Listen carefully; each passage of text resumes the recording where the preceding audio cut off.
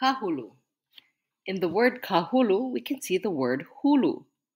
A hulu is a feather, and as we know, feathers are the distinctive outer coverings of our bird friends.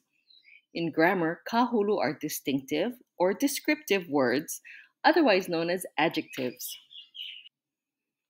Here is an example of a noun with an adjective, the gold feathers. In this example, which word is the adjective?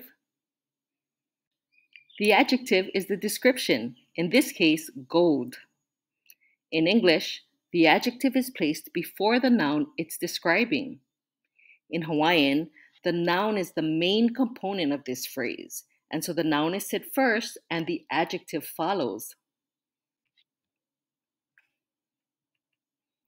The gold feathers is translated as the feathers gold.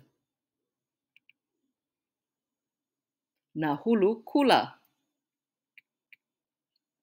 Here are some common ʻŌlelo vocab words that use kāhulu, makua kane, and keiki kane.